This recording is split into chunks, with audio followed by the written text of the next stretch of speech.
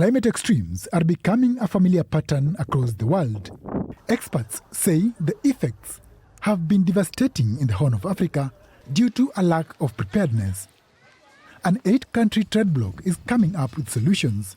The Intergovernmental Authority on Development, or IGAD, has developed an anticipatory action plan to help the region's member states minimize losses caused by climate disasters. We are trying to provide a guidance as IGAD, as a regional body, to help countries and the region transition towards anticipation, which is also in par with the climate crisis narrative, the development narrative, but also, most importantly, on how to address the humanitarian needs and the humanitarian crisis that seems to be perennial in the IGAD region. The IGAD Anticipatory Action Plan provides member countries and other partners with a roadmap for putting in place necessary measures before disasters strike. The process begins at the IGAD Climate Prediction and Application Center in Nairobi, Kenya, where staff members monitor disasters, collect data and analyze early disaster indicators.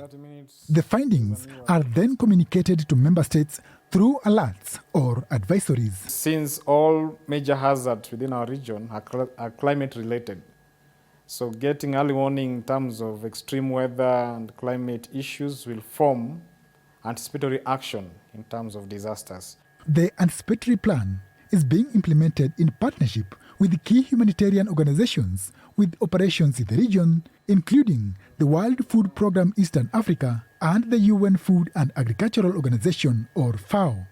FAO Kenya's Hamisi Williams says climate change has affected Africa's food production and productivity. It has also affected our levels of trade, the entire system.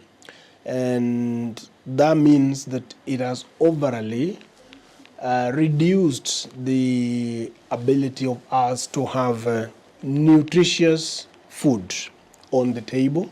Williams says having an anticipatory action plan can help the region better cope with future disasters. We saw how every time we play catch up with these disasters.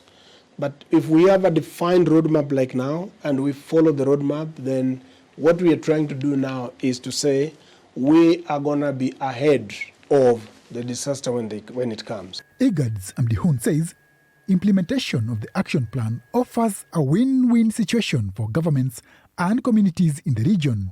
If the risk, as you anticipate, materializes, that means you have averted a big catastrophe to the communities, to their assets, to their livelihoods, and so on. If it doesn't unfold the way you expected it, you have still invested on communities. The Horn of Africa has seen some of the worst climate-related disasters in recent years, including deadly droughts and subsequent flooding.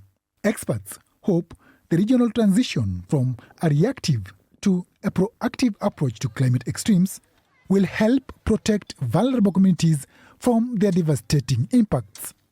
Juma Majanga, VOA News, Nairobi.